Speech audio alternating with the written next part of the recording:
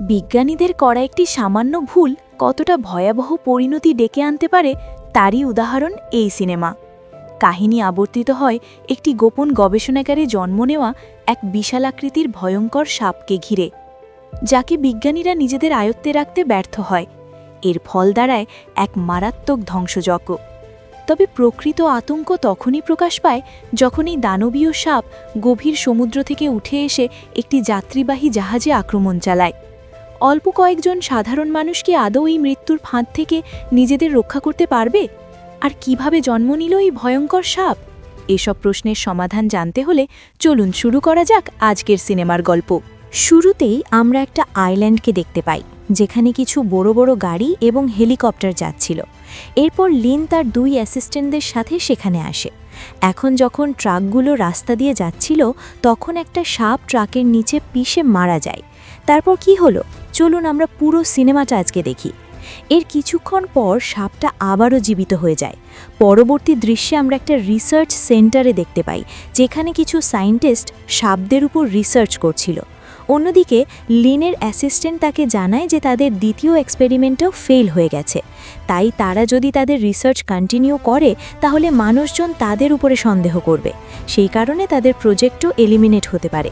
কিন্তু এখানে doctor Q তাদেরকে বলে যে যদি তাদের এক্সপেরিমেন্টটা বন্ধ হয়ে যায় তাহলে তাদের অনেক বড় লস হয়ে যাবে। এখন বাইরে অনেকগুলো সায়েন্টিস্ট ট্রাকগুলোর মধ্য থেকে অনেকগুলো ছোট ছোট সাপ বের করে একটা গর্তের মধ্যে ফেলে দিচ্ছিল, যেখানে কিনা হাজার হাজার সাপ ছিল।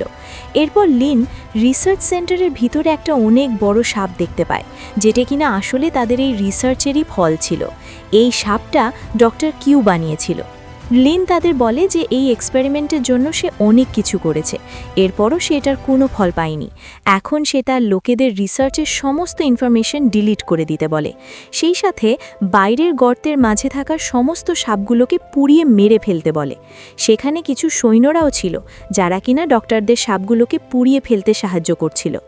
অন্যদিকে লিন বড় সাপটাকে বিদায় জানায় এবং একটা বাটন প্রেস করে। এজন্য ওই সাপটার শরীরের মধ্যে অনেকগুলো ইনজেকশন পুশ হয়ে যায়।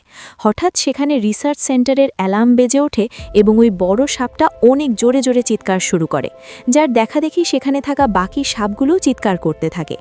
একসময় বড় সাপটা তাকে রাখা কাঁচের চেম্বারটা ভাঙার চেষ্টা করে। এটা দেখে লিন ওই সাপের চেম্বারে আগুন লাগিয়ে দেয়, কিন্তু ওই বড় সাপটার আর কিছুই হয় না। অন্যদিকে আমরা ছোট সাপগুলোকে দেখতে পাই, যারা কিনা বাইরের ডক্টর এবং সৈন্যদের উপরে আক্রমণ করছিল এবং এক এক করে তাদেরকে মারছিল। বিপদ বুঝতে পেরে লিন তার 2 অ্যাসিস্ট্যান্টদের সাথে সেখান থেকে পালাতে থাকে। তখনই সেখানে কিছু সৈন্য চলে আসে এবং সব ডক্টরদের গুলি করতে থাকে। সবাইকে মারার পর সৈন্যরা সেখানে থাকা সমস্ত জিনিসগুলোকে নষ্ট করে দেয়। এরপর সৈন্যরা আস্তে আস্তে করে সামনের দিকে এগোতে থাকে। তারা তাদের সামনের একটা অনেক বড় সাপ দেখতে পায়, আর তখনই ওই বড় সাপটা কাছের গ্লাস ভেঙে বাইরে চলে আসে। এরপর সাপটা এক এক করে সমস্ত সৈন্যদেরকে মারতে শুরু করে। সেই সাথে তার শরীরের সাথে আটকে থাকা সমস্ত শিকলগুলোকেও ভাঙার চেষ্টা করে। লিন তার 2 অ্যাসিস্ট্যান্টকে এখানকার সমস্ত কিছু পরিষ্কার করতে বলে এবং নিজে হেলিকপ্টারের সাহায্যে সেখান থেকে চলে যায়।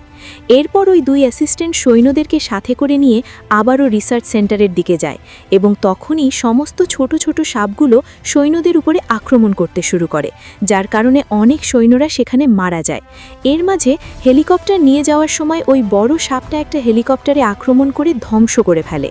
অন্যদিকে অ্যাসিস্ট্যান্ট 2 জন জঙ্গলের মাঝে সৈন্যদেরকে নিয়ে সমস্ত ছোট ছোট সাপগুলোকে মেরে ফেলছিল। এখন তারা একসময় বুঝতে পারে যে এইসব ছোট ছোট সাপের সাথে তারা পেরে উঠবে না। এই জন্য 2 জন অ্যাসিস্ট্যান্ট সেখান থেকে দ্রুত পালিয়ে যাওয়ার চেষ্টা করে। এদিকে একজন সৈন্য একটা আর্মি ট্রাক নিয়ে সেখান থেকে পালানোর চেষ্টা করছিল। তখনই তাদের পেছনে ওই বড় সাপটা চলে আসে। বড় সাপটাকে দেখতে দেখতেই ছোট একটা সাপ এসে অন্যটাকে কামড়ে দেয়। এতে করে তাদের গাড়ি পাহাড় থেকে ছিটকে পড়ে যায়। আমরা দেখতে পাই অ্যাসিস্ট্যান্ট 2 জনও নিজেদের জীবন বাঁচাতে জঙ্গল থেকে পালানোর চেষ্টা করছিল, আর তখনই ওই বড় সাপটা তাদের উপরে আক্রমণ করে। তাদের মধ্যে থেকে একজন মেয়ে অনেক খারাপভাবে আহত হয়। বড় সাপটা তাকে মারতে যাবে, ঠিক তখনই অন্যজন তার চাকু দিয়ে সাপটার উপরে আঘাত করে। এতে করে বড় সাপটা ওই মেয়েটাকে ছুঁড়ে মেরে সেখান থেকে পালিয়ে যায়। মেয়েটা দেখতে পায় তার বান্ধবী অলরেডি মারা গিয়েছে, যার কারণে সেও অনেক ভেঙে পড়ে। ঠিক তখনই তার ওপর ওই বড় সাপটা আক্রমণ করে এবং ওই মেয়েটাকেও মেরে ফেলে। এরপর আমরা দেখতে পাই দুজন সৈন্য একটা বোটের সাহায্যে পালানোর চেষ্টা করছে। তারা কোনো মতে সমুদ্রের মাঝামাঝি এসে যায়। ঠিক তখনই বড় সাপটা সেখানে চলে আসে এবং তাদের উপরে আক্রমণ করে। এরপর আমাদেরকে কিছু বছর পরে দৃশ্য দেখানো হয়, যেখানে সমুদ্রের মাঝে একটা বড় জাহাজ যাচ্ছিল, আর জাহাজটাতে থাকা সবাই অনেক এনজয় করছিল। সেখানে আমরা ইয়ান নামক একজন ছেলেকে দেখতে পাই। কেউ লুকিয়ে লুকিয়ে ছেলেটার ছবি তুলছিল। তখনই আমরা দেখতে পাই একজন লোক সেখানে থাকা একজন আমেরিকানকে ধরে মারছে। এটা দেখে ইয়ান দ্রুত এসে লোকটাকে মারে, আর এই সুযোগে ওই আমেরিকান লোকটা সেখান থেকে পালিয়ে যায়। ইয়ান তাকে আটকানোর চেষ্টা করে, কিন্তু এত সব হইহুল্লোড়ের মধ্যে লোকটা সুযোগ পেয়ে যায় আর সেখান থেকে পালিয়ে যায়। তখন ইয়ান সেখানে তার এক বন্ধুকে দেখতে পায়, যার নাম হলো জু। ইয়ান ছেলেটার সাথে পরে কথা বলবে বলে ওই আমেরিকান লোকটাকে খুঁজতে বের হয়ে যায়। সে যখন আমেরিকান লোকটাকে খুঁজছিল, তখন কেউ লুকিয়ে লুকিয়ে তার ছবি তুলছিল। কিছু সময় পর ইয়ান ওই আমেরিকান লোকটাকে ধরে ফেলে। লোকটা ইয়ানকে কিছু বোঝানোর চেষ্টা করে। তখন ইয়ান সিঁড়ি থেকে একটা ক্যামেরা পড়তে দেখতে পায়। ক্যামেরাটাকে নেওয়ার জন্য সেখানে লি নামের একজন মেয়ে আসে। এটা দেখে ইয়ান ওই মেয়েটার কাছে যায় এবং তার ক্যামেরায় নিজের অনেকগুলো ছবি দেখতে পায়। মেয়েটা ইয়ানকে বলে যে সে একটা ট্রাভেল ম্যাগাজিনে কাজ করে এবং তার ইয়ানের মতোই একজন ফিট মানুষের ছবির প্রয়োজন। কিন্তু ইয়ান মেয়েটার ক্যামেরা থেকে নিজের সমস্ত ছবি ডিলিট করে দেয়। তখনই মেয়েটা ইয়ানকে বলে যে সে যেটা খুঁজছে তার সন্ধান তার কাছে আছে, কিন্তু তাকে পুরোপুরি ইগনোর করে ইয়ান সেখান থেকে চলে যেতে চায়। তখনই আমরা সেখানে অনেকগুলো সাপকে জাহাজের মধ্যে প্রবেশ করতে দেখতে পাই। সাপগুলো এক এক করে সবাইকে মারছিল, কিন্তু ইয়ান তখনও পর্যন্ত এই ব্যাপারে কিছুই জানত না। হঠাৎই তার সামনে অনেকগুলো সাপ চলে আসে। এসব দেখে লি অনেক বেশি ভয় পেয়ে যায়। এরপর ইয়ান এবং লি একসাথে পালাতে থাকে। দৌড়াতে দৌড়াতে তারা এক লোককে জিজ্ঞেস করে যে এখানে কি হচ্ছে, কিন্তু সে বলার আগেই বড় একটা সাপ এসে তাকে খেয়ে ফেলে। এটা দেখে ইয়ান এবং লি আরও বেশি ভয় পেয়ে যায়। তাই তারা সেখানে থাকা জীবিত সবাইকে নিয়ে পালানোর চেষ্টা করে, আর তখনই ওই বড় সাপটা তাদের সামনে চলে আসে। এটা দেখে তারা সবাই আবারও দৌড়াতে শুরু করে। ইয়ান একটা কুড়ালের সাহায্যে সমস্ত সাপগুলোকে মেরে ফেলে এবং সামনের দিকে এগোতে থাকে। সামনের দিকে ইয়ান আরও কিছু লোকের দেখা পায়। তারা সবাই মিলে একটা সেফ জায়গায় যেতে চাচ্ছিল। তখনই তাদের মাঝে একজন ধনী লোক নিজেকে একটা ভিআইপি রুমে বন্ধ করে নেয়, আর সে বাকি কাউকেই ভেতরে আসতে দেয় না। তখন বাইরে থাকা সবাই অনেক বেশি ভয় পেয়ে যায় এবং লোকটাকে বারবার দরজা খুলতে বলে। তখনই ওই ভিআইপি রুমের মধ্যে অনেকগুলো ছোট ছোট সাপ চলে আসে এবং লোকটাকে অনেক ভয়ঙ্করভাবে মেরে ফেলে। তখনই ইয়ানরা তাদের সামনে একটা বড় সাপকে আসতে দেখতে পায় এবং নিজেদের জীবন বাঁচানোর জন্য তারা সেখান থেকে পালানো শুরু করে। সেখানে একটা বৃদ্ধ লোক একটা ছোট্ট বাচ্চা মেয়েকে নিয়ে লুকিয়ে গিয়েছিল। অন্যদিকে ইয়ানরা ইঞ্জিন রুমে চলে আসে। ইয়ান সবাইকে বলে যে সাপেরা শুধুমাত্র তাদের শব্দের জন্যই খুঁজতে পারবে, আর এই জন্য সেখানে থাকা সবাই একটা একটা করে মেশিনের পেছনে লুকিয়ে পড়ে, যাতে করে তাদের নিঃশ্বাসের শব্দ সাপের কানে না যায়। তখন ওই বড় সাপটা তাদের সামনে চলে আসে, কিন্তু তারা কেউ একটুও শব্দ করে না, যার কারণে ওই বড় সাপটা সেখান থেকে চলে যেতে চায়। ঠিক তখনই তাদের মধ্যে থাকা একজন মেয়ের ফোন বেজে ওঠে। এই দেখে ওই সাপটা সেই শব্দ শুনে আবারও তাদের দিকে আসতে থাকে। এটা দেখে সবাই আবার দৌড়াতে দৌড়াতে ওপরে চলে আসে। বড় সাপটা তখন তাদের পিছু করছিল, আর এই জন্য তারা সবাই ফ্রিজিং রুমে চলে যায় এবং সেখানকার দরজা বন্ধ করে দেয়। বড় সাপটা ফ্রিজিং রুমের দরজা ভাঙার চেষ্টা করে, কিন্তু সে দরজাটা যখন ভাঙতে পারে না তখন শান্ত হয়ে যায়। আর ঠিক তখনই ইয়ান দেখতে পায় যে তাদের মধ্যে একজনকে একটা সাপে কামড়ে দিয়েছে। এটা দেখে সবাই খুবই ঘাবড়ে যায়, আর এটা দেখে লি সেখানে থাকা ওষুধগুলো খুঁজতে থাকে, কিন্তু সে সেখানে কোনো ওষুধ খুঁজে পায় না যেটা দিয়ে ওই ছেলেটাকে বাঁচানো যাবে। তাই সে অনেক কান্না করতে থাকে। অন্য সবারও এই বিষয়টা নিয়ে অনেক খারাপ লাগে, কেননা ছেলেটা তিল তিল করে তাদের সামনেই মারা যাচ্ছিল। যাই হোক, তারা ফ্রিজিং রুমে অনেকক্ষণ ধরে লুকিয়ে থাকার কারণে তাদের সবারই অনেক ঠান্ডা লাগছিল। এটা দেখে ইয়াং তাদের সবাইকে বাঁচানোর সিদ্ধান্ত নেয় এবং বড় সাপটাকে নিজের পেছনে নিয়ে যাওয়ার কথা ভাবে। এটা শুনে জু তাকে এরকমটা করতে নিষেধ করে। তখনই যাকে সাপে কামড়িয়েছিল সেই ছেলেটা বলে যে সে এই কাজটা করবে। ইয়ান তাকে এরকমটা করতে মানা করলেও ছেলেটা তার কোনো কথাই শোনে না এবং ফ্রিজিং রুমের দরজা খুলে দেয়, আর সেই সাথেই শব্দ করার কারণে বড় সাপটাও তার পেছনে যেতে থাকে এবং বাকিরাও সেখান থেকে পালিয়ে যায়। ইয়ান ওই ছেলেটাকে রুম থেকে বের করার জন্য হাত বাড়ায়, কিন্তু ছেলেটা তার কোনো কথাই শোনে না এবং আবারও ঘরের দরজা বন্ধ করে দেয়, যাতে করে সাপটাও সেখান থেকে বের হতে না পারে। বড় সাপটা তাকে মেরে ফেলে। এটা দেখে ইয়ানের অনেক খারাপ লাগে, সেই সাথে অনেক রাগও হয়। যাই হোক, এখন তারা ক্যাপ্টেনের রুমে চলে আসে। লি বলে যে সে জাহাজটাকে চালাতে পারবে। ইয়ান দেখে যে জাহাজের পাইলটগুলো মারা গেছে। এটা দেখে ইয়ানের সন্দেহ হয়, কেননা সেখানে তো কোনো সাপ ছিল না।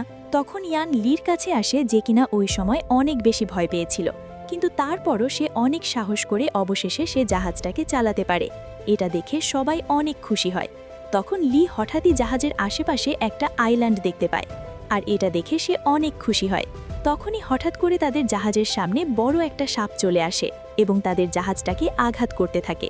এটা সেই বিশাল সাপটা ছিল যেটাকে ওই ল্যাবে তৈরি করা হয়েছিল। ইয়ান এবং জু বাইরে এসে বড় সাপটাকে দেখতে পায়, আর এত বড় সাপটাকে দেখার পর তাদের অবস্থা খারাপ হয়ে যায় এবং তারা আবারও ভেতরে চলে আসে। এখন বাঁচার উপায় হিসেবে ইয়ান এবং জু ছুটে একটা বোটকে পানিতে ফেলে দেয়। ইয়ান জুকে বলে বাকি সবাইকে নিয়ে সেখান থেকে চলে যেতে, কিন্তু তারা তাকে একা ফেলে যেতে চাচ্ছিল না। ইয়ান লিকে প্রমিস করে যে সে অবশ্যই ফিরে আসবে। এরপর সে পুরো জাহাজে কেরোসিন ছিটিয়ে দেয়। বাকিরা যখন জাহাজ থেকে দূরে চলে যায়, ইয়ান সেখানে আগুন ধরিয়ে দেয়। এটা দেখে ছোট বোটে থাকা সবাই অনেক ঘাবড়ে যায়। তারা ইয়ানকে ডাকতে থাকে। চোখের সামনে এভাবে জাহাজ ধ্বংস হতে দেখে তারা সবাই অনেক কান্না করতে থাকে। কিন্তু কিছুক্ষণ পরেই দেখা যায় ইয়ান তাদের বোটে চলে আসে। এটা দেখে সেখানে থাকা সবাই অনেক খুশি হয়, কিন্তু বোটে এসে ইয়ান সেখানে অজ্ঞান হয়ে যায়। পরদিন সকালে যখন তার জ্ঞান ফেরে, তখন সে দেখতে পায় যে তারা একটা আইল্যান্ডের কিনারায় চলে এসেছে। তখন সে সবাইকে জাগিয়ে তোলে। এখন তারা সবাই সেখান থেকে সামনের দিকে এগিয়ে যেতে থাকে। তখন ইয়ান সেখানে কিছু শব্দ শুনতে পায়। সবাইকে সে এই ব্যাপারে সতর্ক করে দেয়। হাঁটতে হাঁটতে হঠাৎই একজন মেয়ে পড়ে যায়, আর তার হাত থেকে রক্ত বের হতে শুরু করে। হঠাৎই এই পাথরগুলো একটা ক্রিয়েচারে পরিণত হয়, আর এরপর এই ক্রিয়েচার একজনের উপর আক্রমণ করে। এটা দেখে ইয়ান বুঝে যায় যে এই ক্রিয়েচারগুলো আসলে রক্ত দেখলেই আক্রমণ করে, আর এজন্য সে সবাইকে অনেক আস্তে আস্তে সাবধানে হাঁটতে বলে। এরপর তারা হাঁটতে হাঁটতে একটা ক্যাম্পে চলে আসে, কিন্তু সবাই তখনও অনেক ভয়ে ভয়ে ছিল। সেখানে তারা কিছু বন্দুক এবং বোমা খুঁজে পায়। আমেরিকান লোকটা একটা ওয়াকি টকিও খুঁজে পায়। ইয়ান ওয়াকি টকির মাধ্যমে সাহায্যের জন্য চেষ্টা করে, কিন্তু সে কিছুতেই কোনো সিগন্যাল পাচ্ছিল না। তখন সেখানে থাকা অস্ত্রগুলো নিয়ে তারা সামনের দিকে এগোতে থাকে। কিছু দূর এগিয়ে যাওয়ার পর ইয়ানের মনে হয় যে তাদের আশেপাশে কোনো কিছু রয়েছে, তাই সে সবাইকে অনেক সতর্কভাবে চলতে বলে। তখনই তাদের মধ্যে থেকে একজন লোক পানি খেতে খেতে যখন ওপরের দিকে তাকায়, সে অনেক বেশি ভয় পেয়ে যায়, কারণ সে সেখানে একটা বিশাল আকৃতির মাকড়সা দেখেছিল। ভয় পাওয়ার ফলে সে সাথে সাথেই মাকড়সাটার ওপরে আক্রমণ করে। মাকড়সাটা উড়ে গিয়ে ওই বৃদ্ধ লোকটার ওপরে আক্রমণ করে। এরপর সবাই তাদের জীবন বাঁচাতে দৌড়াতে থাকে। সেখান থেকে পালানোর সময় তারা সেখানে অনেকগুলো বোমাও ব্লাস্ট করে। তারা আস্তে আস্তে করে রিসার্চ সেন্টারে পৌঁছে যায়, যেটা আমরা মুভির শুরুতেই দেখেছিলাম। সেখানে গিয়ে ইয়ান ভেতরে যাওয়ার একটা রাস্তা খুঁজে পায়।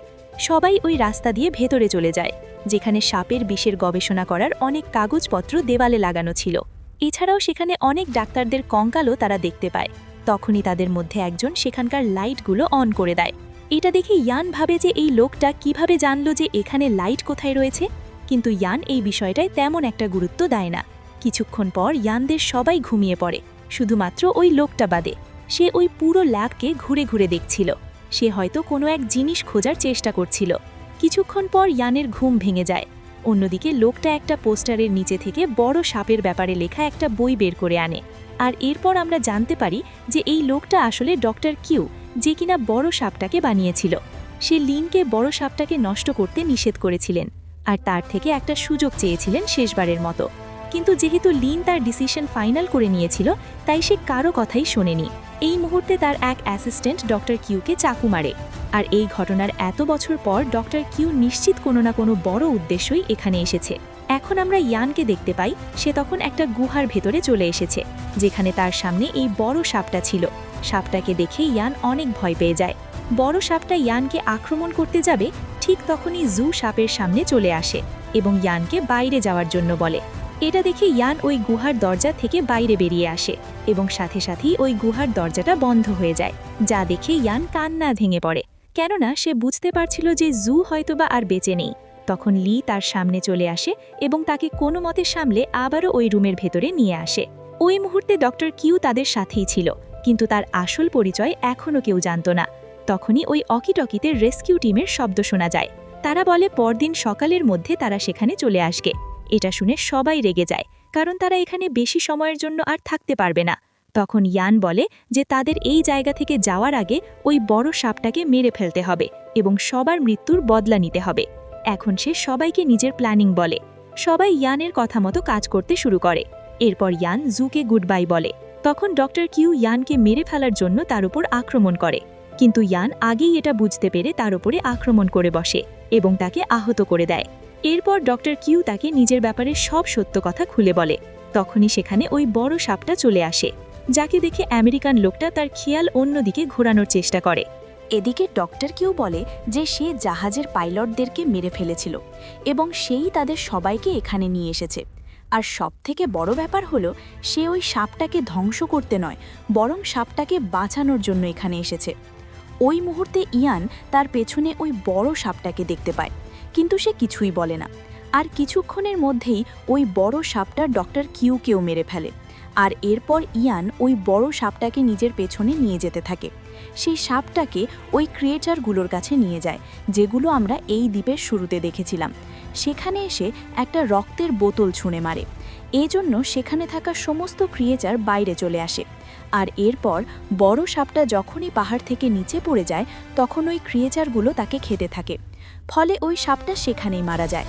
পরদিন সকালে সবাই সমুদ্রের কিনারায় দাঁড়িয়েছিল। তখন একটা জাহাজ তাদের উদ্ধার করার জন্য সেখানে আসে। আর এর সাথে সাথে এখানেই এই অসাধারণ মুভিটা শেষ হয়ে যায়। তো বন্ধুরা, এই অদ্ভুত দ্বীপ আর সাপের গল্পটা আপনাদের কেমন লাগলো কমেন্ট করে জানাতে একদমই ভুলবেন না। আজকের মতো এখানেই বিদায় নিচ্ছি।